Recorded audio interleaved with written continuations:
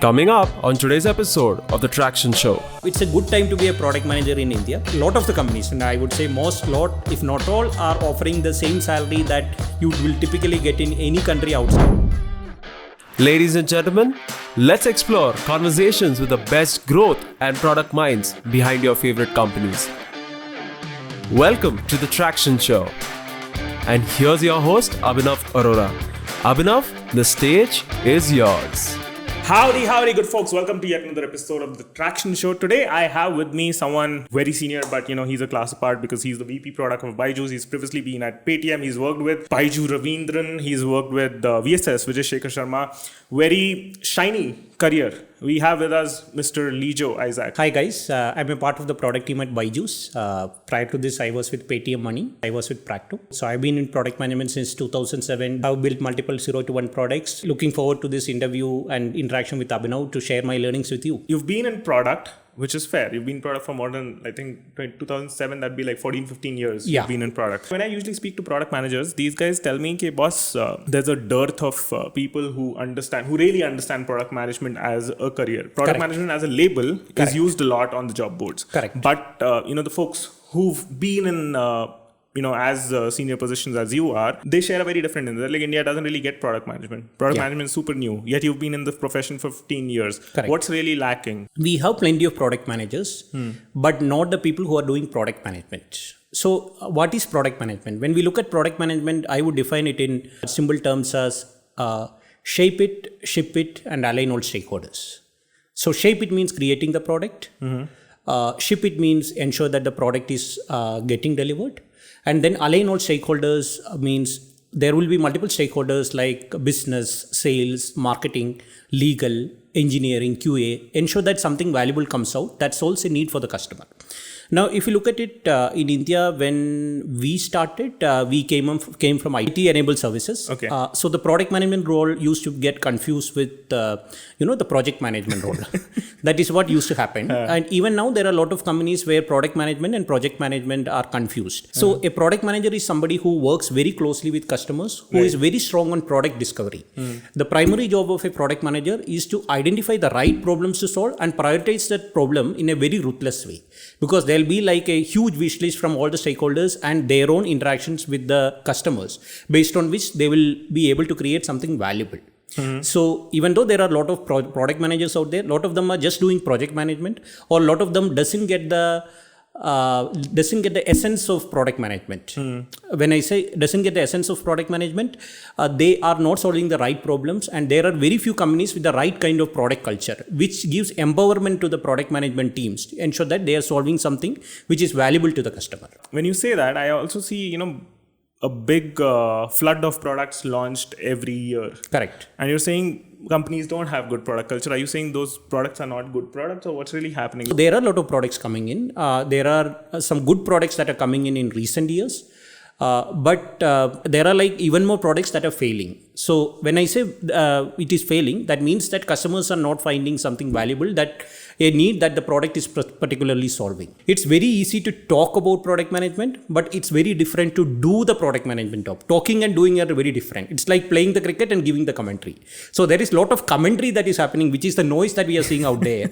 But the people who are playing the game in such a way that we want to win this match, that the percentage of those product managers are very less. Let's get into it in a very laymanish fashion. Okay. What does a product manager do? You said 3 things. Yeah. Shape, ship, and align stakeholders. Correct. What does it really mean in the sense, like, who do you explain it to me like I'm a 5-year-old? This is a definition from Lenny, who has a very popular newsletter.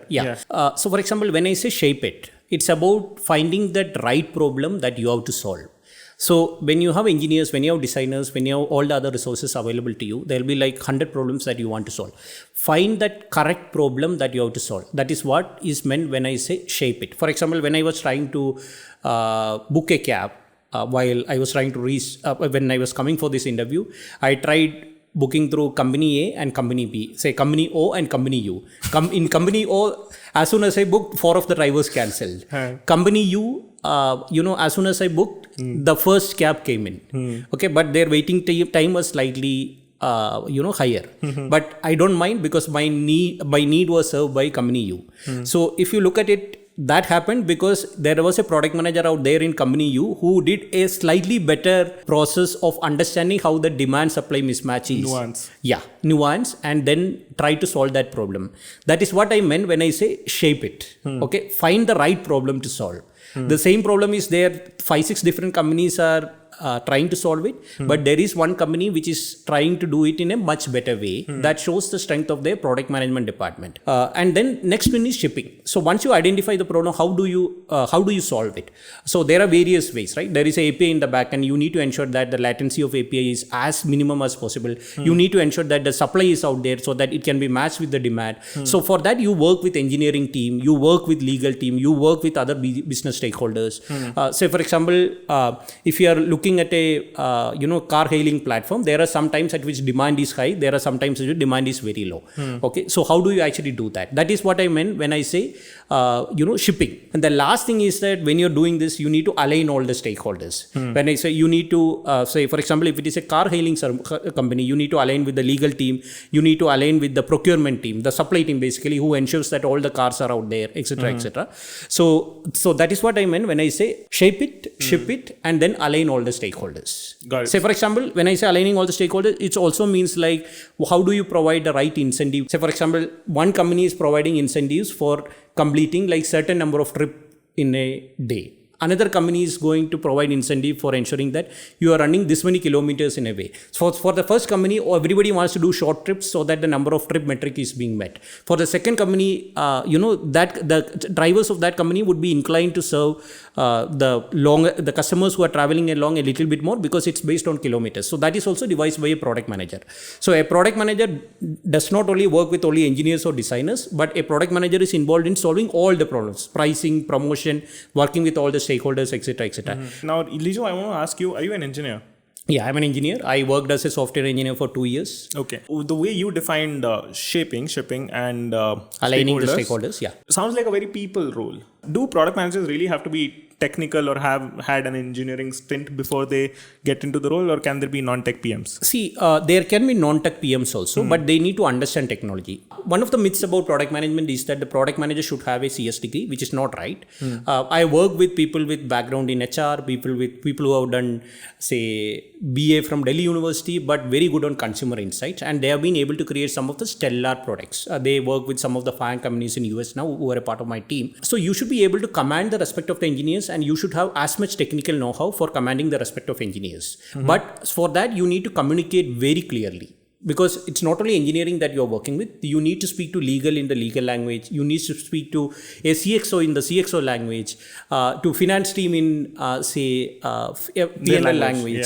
Yeah, so to design in like design UX language. So as a product manager, you need to appreciate the nuances of all these functions, and you need to get into details, but you need not master any function. All these resources are available to you so that you can create a product which impacts the lives of lot of people all around the world.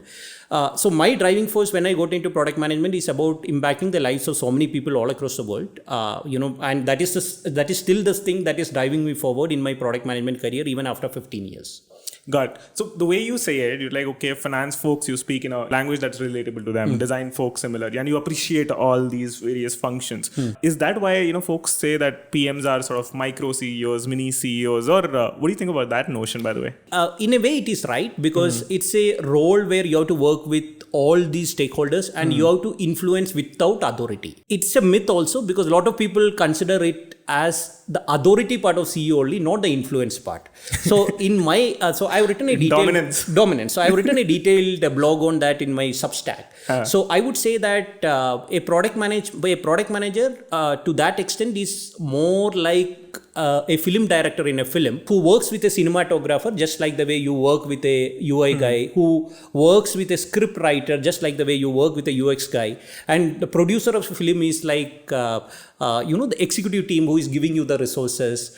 So the product management job is more like a film director role and not like a CEO role. That is my opinion. But a lot of times the myth is that people confuse product management with authority and very less with influence. Authority, not influence. Correct. And then you brought an analogy of a film director. I want to understand these three aspects in depth. Yeah. What do you mean by authority? And what's really happening? Are people using the authority too much?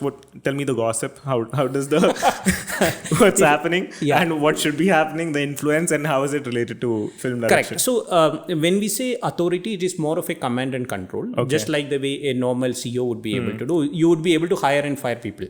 As a product manager, you won't be able to do that. And there'll be some resources you will get, but you won't get as many resources as a CEO would be having out there. That is authority. Influence means showing it to somebody with a new light that they were not aware about. So, for example, if most of the CEOs, if you look at it, are visionaries. So, a product manager should be having the same trait as a visionary. He should be able to show it to all the stakeholders that how the product is going to go, what is going to be the roadmap, what is the vision for the product. So, that is what is truth about the CEO part and the product management part. Okay, now the third part was film about direction. Film director. Say, for example, a film director tries to get the best out of all the resources out there. There is a script writer who writes a script. There is a cinematographer who uses the camera. Then there is a producer who produces the film. Now, this script writer is very similar to the UX writer who is actually designing how the flows in the product is going to be. The cinematographer is very similar to the UI person who decides how the visual element of the product is going to be. And the producer is very similar to the executive team who is giving you all the resources to fund the product. That is actually the difference. So, film director and product management role is very similar is what I would say. Got it. Now tell me about the missionary. Like, you want PMs to be missionaries?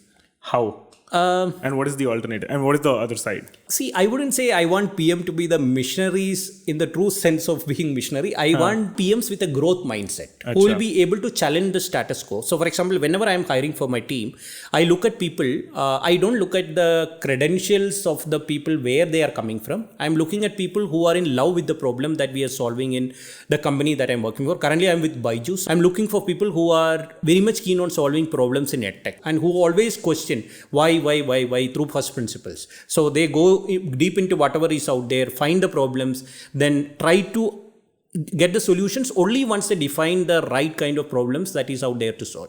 How do you hire? In the sense, like, what are you looking for in the candidate sitting right next to you at the interview table? So I look at multiple things. The first thing that I try to see is that whether the candidate is in love with the problem. So the way in which they are approaching the interview questions give you a sense of whether the candidate is in love with the problem. Obsession. Yeah, obsession. Second, whether the candidate is going very deep into solving the problems. So whether he has first principle thinking approach, whether his thought process is very clear. So that's something that we look at. Third, we look at growth mindset as well. We don't look at credentials or where you worked before, etc., etc. That is separate. So whether they have the growth mindset. Sometimes we have taken candidates just based on the questions they have asked us. Okay, so typically the way in which we do it is that we look at a problem, we give a problem that we are facing within the company, and we would have tried solving it in a specific way. And we see whether the candidate is able to bring in a new dimension to solving that problem. And there are a lot of candidates who have been able to bring in new dimensions to solve the problem. And, so if the candidate is able to add value through the answers that he is giving, then he goes through multiple interview processes. So we have multiple rounds. We look at product sense. We also look at taste of design, which is something which is very important, which very few companies check. Then we look at product strategy. So whether he is able to strategize it at a very macro level. Then we look at technical understanding as well. That means you don't have to code, but you need to understand things like what happens when you type a URL out there in the browser, what happens in the backend. So we are inherently looking for candidates who are very curious about everything around them. Now you've mentioned your requirements. Let's empathize with the audience and tell them how to meet these requirements, because this is like a good checklist. Daunting. Can you make it less daunting? Okay. What I would say is that in the initial stages of your career, you should always look at learning. And you should look at impact more than the prestige. There are a lot of companies with brand names out there, but you may not be practicing true product management out there. So if I was given a chance now to reignite my career in product management, I would have always worked in startups because every day is unpredictable. There is a lot of ambiguity out there, and there are a lot of interesting problems to solve. And the pace is also very high. So you never feel that you are bored. at any point of time. So if I am a candidate out there who wants to pursue product management in my career, I wouldn't go with all those gyan which is out in social media and LinkedIn. There are a lot of people who are telling about product management but who are not doing product management. So I would actually go with some of the leading practitioners who have created products from scratch, who will actually share lessons from their own experience rather than what is out there on the web, prepackaged in a very nice way. It's a good time to be a product manager in India. Most of the companies and I would say if not all, are offering the same salary that you will typically get in any country outside. And the kind of problems that are out there in India for product managers to solve are much more when compared to any other country out there. So I think today or tomorrow we'll get our 100th unicorn. Nice. We're at 99. Yeah, we are at 99 at the time of this recording. At the time of this recording. So the market is only going to grow up. So just ensure that you are getting into the right companies with the right kind of mentorship, so that you are able to create some kick-ass product which will impact the lives of millions of people out there in India. So Lijo, you said there's a lot of noise being created in the Indian product management ecosystem. What's one advice that irks you the most? Very loud, always there on LinkedIn and Twitter, that really irks you? See, what irks me is the fact that the talk to do ratio for a lot of these people who are giving out gyan out there in social media is very less. So they may be talking something, but whatever they are practicing inherently, which is doing, it will be very much different. So if talk to do ratio is very high, then that is the sign of a credible product management professional who is ready to teach and who is ready to take your career to the next level. Got it. Okay, cool. This was great. Now, before I let you go, you told me that you worked with BSS. You worked with BYJUS. Yeah. Tell me some juicy insight that's not out there in the media already. No, I had chance to do interactions with both of them, especially with VSS in the doing Paytm Money when we were trying to build some new products when I was almost moving out Paytm, and with BYJUS when we were creating the current product that I'm handling, which is a BYJUS Classes 2 teacher model. They symbolizes the new India where people like you and me grew up. Both of them are from interior India and not from any of the tier 1 cities. BYJUS is from Kannur and VSS is from Aligarh. Right. All of us are in that age group, they are slightly senior to me. Both of them wants to take their products out to US and battle it out there. It's not the other way around. And both of them are from the families of teachers. They studied in regional languages during in their school. So it's very similar. But there are a lot of people out there like VSS and BYJUS. I hope all of them create companies as big as Paytm and BYJUS, so that very few people have to leave out from India looking for a job anywhere else. Super interesting. That's a very powerful note to end this. Yeah. Thanks a lot, Lijo. Yeah, thank you, Abhinav. Amazing. Yeah.